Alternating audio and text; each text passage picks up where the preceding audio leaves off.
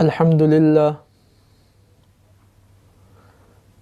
للہ نحمدہ ونستعینہ ونستغفرہ ونؤمن بہ ونتوکل علیہ ونعوذ باللہ من شرور انفسنا ومن سیئات اعمالنا من یہدہ اللہ فلا مضل لہ ومن یضللہ فلا ہادی لہ ونشهد أن لا إله إلا الله ونشهد أن محمدا عبده ورسوله أما بعد فأعوذ بالله من الشيطان الرجيم بسم الله الرحمن الرحيم فاذكروني أذكركم وقال الله تبارك وتعالى ولا تكونوا كالذين نسوا الله فأنساهم أنفسهم صدق الله العظيم وصدق رسوله النبي الكريم ونحن على ذلك لمن الشاهدين والشاكرين والحمد لله رب العالمين.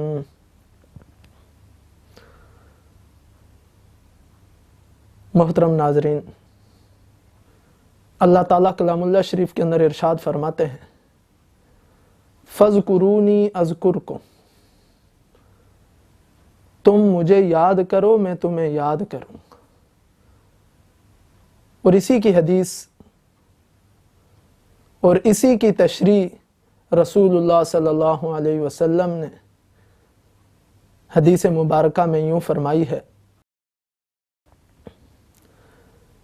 کہ اللہ تعالیٰ ارشاد فرماتے ہیں کہ اے میرے بندے، اگر تو مجھے یاد کرتا ہے تو میں تجھے یاد کرتا ہوں.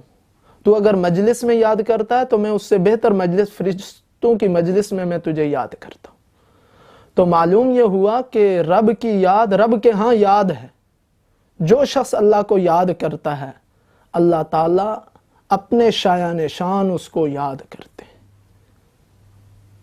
جو مومن انسانوں میں اللہ تعالیٰ کو یاد کرتا ہے اللہ تعالیٰ فرشتوں کی محفل اور مجلس میں اسے یاد کرتے ہیں. اب جو شخص اللہ کو بھول جاتا ہے اس کی سزا کیا ہے؟ اللہ کو بھولنا سب سے بڑا گناہ ہے، سب سے بڑا جرم ہے، عظیم جرم ہے. تو اس کی سزا بھی سب سے عظیم اور سب سے بڑی ہے. اللہ تعالیٰ نے کلام اللہ شریف کے اندر فرمایا وَلَا تَكُونُوا كَالَّذِينَ نَسُوا اللَّهَ فَأَنسَاهُمْ أَنفُسَهُمْ، ان لوگوں کی طرح نہ ہو جاؤ جنہوں نے اللہ کو بھلا دیا. پھر اللہ تعالیٰ نے ان کو اس کی سزا کیا دی کہ انہوں نے اپنے آپ کو بھلا دیا. جو اللہ کو بھلا دیتا ہے وہ شخص اپنے آپ کو بھلا دیتا ہے. ایک شخص گمراہ ہو وہ تو راہ کو پا لے گا کیونکہ وہ راستہ گم گیا ہے، راستہ نہیں پا رہا. کوئی اس کی رہنمائی کر دے گا، کوئی اس کو بتلا دے گا، وہ راہ پر چل پڑے گا، منزل کو پہنچ جائے گا. اور جو شخص اپنے آپ کو ہی بھول جائے وہ کیسے منزل تک پہنچ سکتا ہے؟ تو اس لیے اللہ کو بھولنے کی سزا یہ ہے کہ وہ شخص اپنے آپ کو بھول جاتا ہے. اب کیسے بھول جاتا ہے؟ اپنے مقام کو بھول جاتا ہے. اللہ تعالیٰ کلام اللہ شریف کے اندر فرماتے ہیں وَلَقَدْ كَرَّمْنَا بَنِي آدم، ہم نے بنی آدم کو سب سے عظیم بنایا ہے، سب سے زیادہ عزت والا بنایا ہے، سب سے زیادہ تکریم والا بنایا ہے. دوسرے موقع پر اللہ تعالیٰ فرماتے ہیں وَالتِّينِ وَالزَّيْتُونِ وَطُورِ سِينِينَ وَهَذَا الْبَلَدِ الْأَمِينَ. 4 قسمیں کھاتے ہیں اللہ تعالیٰ. قسم ہے انجیر کی، قسم ہے زیتون کی، قسم ہے طور سینا کی، اس مقام کی کہ جہاں پر حضرت موسیٰ علیہ السلام اللہ سے ہم کلام ہوا کرتے تھے. وَهَذَا الْبَلَدِ الْأَمِينَ، اور اس امن والے شہر مکہ مکرمہ کی قسم کھا کر اللہ تعالیٰ ارشاد فرماتے ہیں لَقَدْ خَلَقْنَا الْإِنسَانَ فِي أَحْسَنِ تَقْوِيمٍ، انسان کو سب سے بہترین سانچے میں نے بنایا ہے. انسان اس کائنات کا سب سے حسین شاہکار ہے. انسان کون ہے؟ جب اللہ تعالیٰ نے انسان کو بنایا، بنا کر فرشتوں کو لا یعصون اللہ ما امرہم، جو اللہ کی نافرمانی نہیں کرتے، وَيَفْعَلُونَ مَا يُؤْمَرُونَ، وہی کرتے ہیں جو انہیں حکم دیا جاتا ہے، اتنے پابند احکام الہی ہیں۔ ان کو حکم دیا کہ آدم کے سامنے سجدہ کرو، سجدہ تکریم، اس کے عزت، اس کے مقام اور اس کے درجے کو ظاہر کرنے کے لیے اللہ تعالیٰ نے فرمایا کہ یہ انسان اتنا عظیم ہے کہ یہ مسجود ملائک ہے۔ تو جب انسان اتنا عظیم انسان اللہ کو بھول جاتا ہے تو وہ اپنے مقام کو بھول جاتا ہے، وہ اپنے درجے کو بھول جاتا ہے۔ ہوتا کیا ہے؟ وہی انسان جو اتنا عظیم تھا وہ پھر نہ صرف یہ کہ اپنے مقام کو گرا دیتا ہے، نہ یہ کہ اس کو بھول جاتا ہے، بلکہ اپنی تذلیل اور تحقیر پر اصرار کرتا ہے۔ چنانچہ آپ نے سنا ہوگا ڈارون کا نظریہ۔ کیا نظریہ ہے؟ کہ انسان بندر کی اولاد، اور وہ ارتقائی منازل طے کرتے کرتے انسان بن گیا۔ اب یہی انسان کہ جس کو اللہ تعالیٰ نے مسجود ملائک بنایا تھا، یہ اتنا گر گیا ہے کہ یہ اپنے آپ کو بندر کی اولاد کہتا ہے۔ تو ہر انسان اپنے نسب کے بارے میں، اپنے اصل کے بارے میں بخوبی جانتا ہے۔ ہر صاحب فطرت انسان کا یقین اور ایمان ہے کہ ہم حضرت آدم علیہ السلام کی اولاد میں سے، اور یہ حقیقت ہے۔ اور جو شخص ڈارون کے نظریے کو مانتا ہے تو اس سے اپنا نظریہ اسی پہ اصرار کرتا ہے، تو ہم اسے ڈسٹرب نہیں کرتے، کیونکہ ہر شخص اپنے اصل، اپنے نسب، اپنے والد کو بخوبی جانتا ہے۔ جو حضرت آدم علیہ السلام کی اولاد میں سے ہیں وہ کہتے ہیں ہم حضرت آدم علیہ السلام کی اولاد میں سے، اور جو بندر کی اولاد میں سے ہے وہ اس کا اقرار کرتے ہیں۔ یہ ان کی چاہت اور ان کی چوائس ہے۔ تو اصل وجہ کیا ہے؟ کہ انسان نے اللہ کو بھلا دیا، تو اللہ تعالیٰ نے اس کو یہ سزا دی کہ وہ انسان اپنے آپ کو اس نے بھلا دیا، اپنے مقام کو وہ بھول گیا۔ نہ صرف یہ کہ وہ گر گیا، بلکہ اپنی تحقیر اور تذلیل پر وہی انسان اصرار کر رہا ہے۔ کیوں؟ کہ اس نے اللہ کو بھلا دیا۔ یہی انسان جس نے اپنے مقام کو بھلا دیا، اپنے مقصد تخلیق کو بھلا دیتا ہے۔ اللہ تعالیٰ کلام اللہ شریف کے اندر فرماتے ہیں اَفَحَسِبْتُمْ أَنَّمَا خَلَقْنَاكُمْ عَبَثًا وَأَنَّكُمْ إِلَيْنَا لَا تُرْجَعُونَ، اے انسانوں کیا تم نے یہ گمان کر دیا ہے، یہ خیال کر لیا ہے، یہ یقین کر لیا ہے کہ ہم نے تمہیں بلا وجہ فضول عبث پیدا کیا ہے اور تم ہماری طرف نہیں لوٹائے جاؤ گے؟ یہی انسان اس نے اپنے مقصد تخلیق کو بھلا دیا اور کہتا ہے وَمَا يُهْلِكُنَا إِلَّا الدَّهْرُ، ہمیں تو کوئی چیز ہلاک نہیں کرتی سوائے زمانے کے۔ یہ اسی طرح دنیا کا نظام چل رہا ہے، کوئی لوگ آ رہے ہیں، کوئی جا رہے ہیں، زندگی گزار کر مر رہے ہیں۔ تو اس انسان نے جب اللہ کو بھلا دیا، اپنے مقام کو بھلا دیا، اپنے مقصد تخلیق کو بھلا دیا، حالانکہ اللہ تعالیٰ کلام اللہ شریف کے اندر فرماتے ہیں وَمَا خَلَقْتُ الْجِنَّ وَالْإِنسَ إِلَّا لِيَعْبُدُونَ، ہم نے جن و انس کو اپنی عبادت کے لیے پیدا کیا ہے۔ یہ انسان اس دنیا کے اندر اللہ کا خلیفہ ہے، یہ دنیا کے اندر آیا اللہ کا تعارف کروانے کے لیے۔ جب رستم کے دربار کے اندر حضرت ربیع بن عامر پہنچے تو وہ کہنے لگا کیوں آئے ہو؟ تو حضرت ربیع بن عامر رضی اللہ عنہ نے جواب دیا ہم آئے نہیں ہیں، ہم بھیجے گئے ہیں تاکہ مخلوق کو مخلوق کی عبادت سے نکال کر اللہ کی عبادت میں لگا دیں، تاکہ انسانیت کو دنیا کی تنگیوں سے نکال کر آخرت کی وسعتوں کی طرف لے جائیں، تاکہ انسانیت کو جتنے بھی دیگر ظالمانہ مذاہب ہیں ان کے ظلم سے نکال کر اسلام کے عدل کی طرف لے آئیں۔ تو یہ انسان اس دنیا کے اندر آیا تھا اللہ کا تعارف کروانے کے لیے، لیکن یہ اپنے مقصد کو بھول گیا۔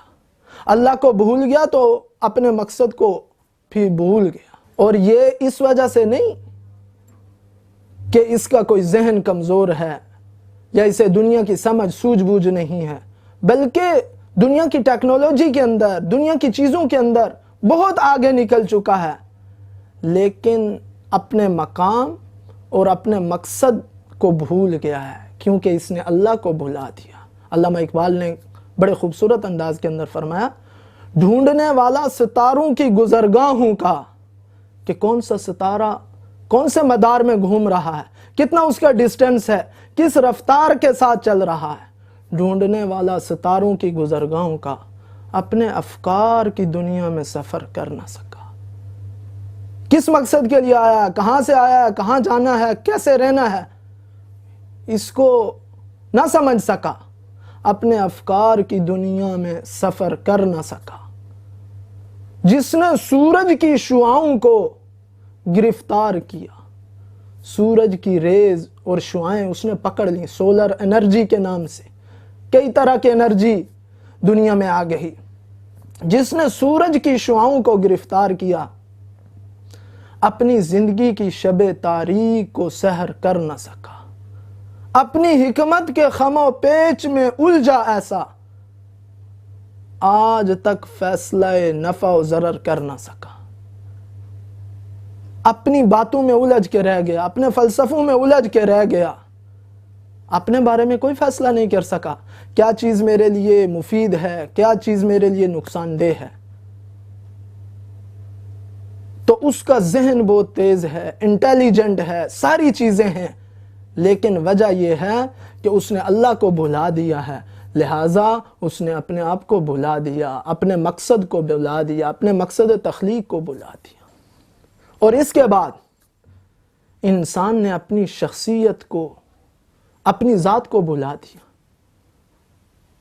اللہ تعالیٰ کلام اللہ شریف کے اندر فرماتے ہیں الرجال قوامون علی النساء، کہ اللہ نے مردوں کو عورتوں پر درجہ اور فوقیت عطا کی ہے. اب یہ مرد جس نے اللہ کو بھلا دیا، اب یہ عورتوں کے تابع ہو کر زندگی گزار رہا ہے، اسی طرح زندگی گزارتا ہے جس طرح عورت چاہتی ہے، اس کے احکامات کی پیروی کرتا ہے. یہ اپنے آپ کو بھلا دیا اس نے کہ اللہ تعالیٰ نے تو اس کو بڑا درجہ عطا کیا تھا، اللہ تعالیٰ نے تو اس کو فیصلے کی قوت عطا کی تھی. چنانچہ حدیث شریف کے اندر آتا ہے کہ قیامت کے قریب خاوند اپنی بیویوں کی اطاعت اور پیروی کریں گے. اور حدیث کے اندر رسول اللہ صلی اللہ علیہ وسلم نے فرمایا لن یفلح قوم ولو امرہم امرا، کوئی قوم فلاح نہیں پا سکتی، کامیابی حاصل نہیں کر سکتی جس قوم نے اپنا ذمہ دار اور اپنا بڑا اور نگران اور فیصلے کی قوت کے لیے عورت کو منتخب کر لیا، عورت کو اپنا بڑا بنا دیا. وہ قوم ترقی نہیں کر سکتی. اس کا تعلق صرف گورنمنٹ سے نہیں ہے کہ پرائم منسٹر بننے کے ساتھ اس کا تعلق ہے، بلکہ کسی بھی موقع کے اندر اگر عورت بڑی اور ذمہ دار بن جائے گی تو وہ گھر بھی نہیں چل سکتا، اس گھر کے اندر فلاح اور کامیابی نہیں آ سکتی.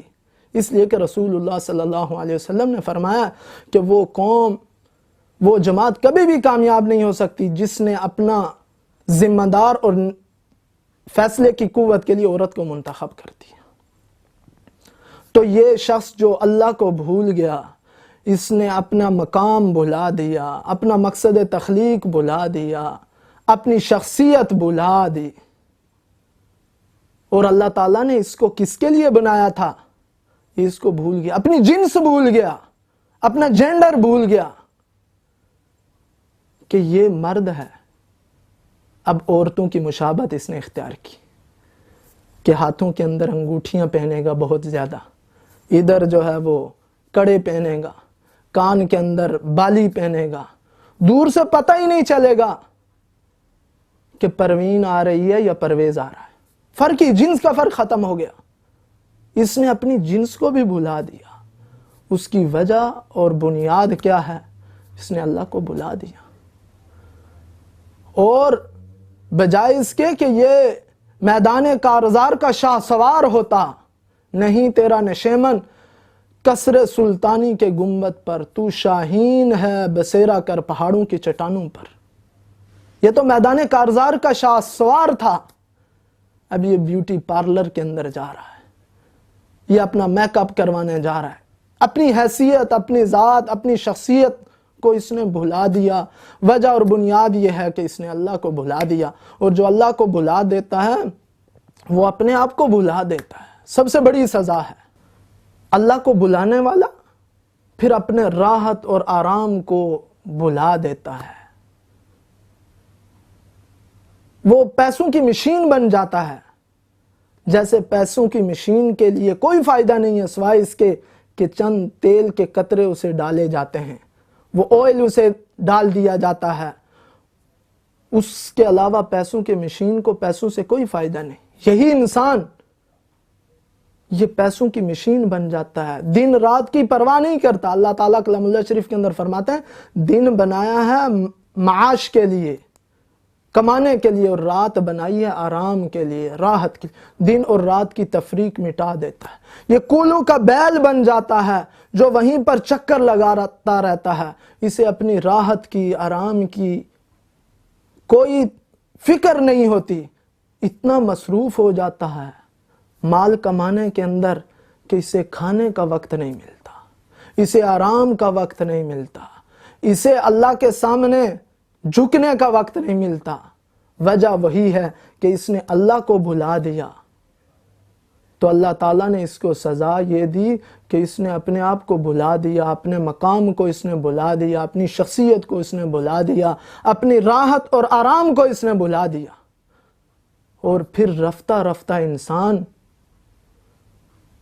خود فراموشی ہوتی ہے، اپنے آپ کو بھلانا، پھر خود دشمنی ہو جاتی ہے، اپنے آپ کا دشمن بن گیا کہ اپنی صحت کا خیال نہیں ہے، اپنے آرام کا خیال نہیں ہے، اور اس کی انتہا ہوتی ہے خودکشی پر، اپنے آپ کو مار دیتا ہے۔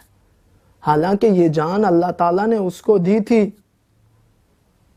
امانت کے طور پر، ان السمع والبصر والفؤاد کل اولئک کان عنہ مسئولا، سب کے بارے میں پوچھا جائے گا، تمام اعضاء، ان کی تمام صلاحیتیں اور تمام باڈی یہ اللہ کی طرف سے امانت ہے، لیکن اس کی انتہا اس پہ ہوتی ہے کہ یہ اپنے آپ کو مار دیتا۔ اب تو گھبرا کے کہتے ہیں کہ مر جائیں گے، مر کے بھی چین نہ آیا تو پھر کدھر جائیں گے؟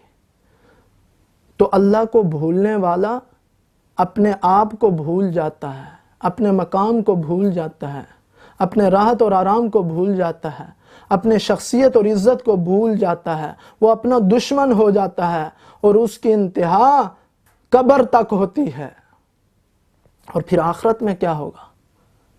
کلام اللہ شریف کے اندر فرمایا کہ جو شخص ہمیں اس دنیا کے اندر بھلا دیتا ہے تو آخرت کے اندر ہم اسے بھلا دیں گے۔ فَالْيَوْمَ نَنْسَاكُمْ كَمَا نَسِيتُمْ لِقَاءَ يَوْمِكُمْ هَذَا، جس وقت اس کو یقین ہو جائے گا، اپنے آپ کو پہچان لے گا، اپنے رب کو پہچان لے گا، لیکن اس وقت بہت دیر ہو چکی ہوگی۔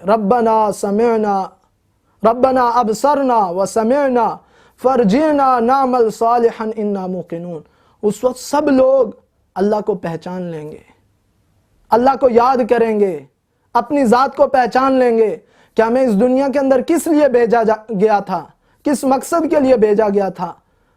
ربنا ابصرنا وسمعنا فرجعنا نعمل صالحا انا موقنون، اے اللہ ہم نے دیکھ لیا، سن لیا، ہمیں یقین آ گیا، ہمیں دوبارہ واپس بھیج دیجیے، اب ہم اچھے اعمال کر کے آئیں گے، ہمیں پکا یقین آ گیا، ہم پکے مومن ہو گئے۔ لیکن اس وقت بہت دیر ہو چکی ہوگی، تو مرنے سے پہلے پہلے ہمارے پاس موقع ہے، ہم اللہ کو یاد کریں، اللہ کو یاد کریں گے، انعام یہ ہوگا کہ اللہ کے ہاں ہماری یاد ہوگی۔ اور جو شخص اللہ کو بھلا دیتا ہے اللہ اس کو بھلا دیتے ہیں۔ اللہ تعالی ہم سب کو اپنی یاد کی دولت سے آراستہ و پیراستہ فرمائے، اور رسول اللہ صلی اللہ علیہ وسلم نے جیسے ایک صحابی کو نصیحت فرمائی تھی کہ ہر وقت تیری زبان اللہ کے ذکر سے تر و تازہ رہے، اللہ تعالیٰ مجھے آپ کو بھی ذکر الہی کی دولت نصیب فرمائے۔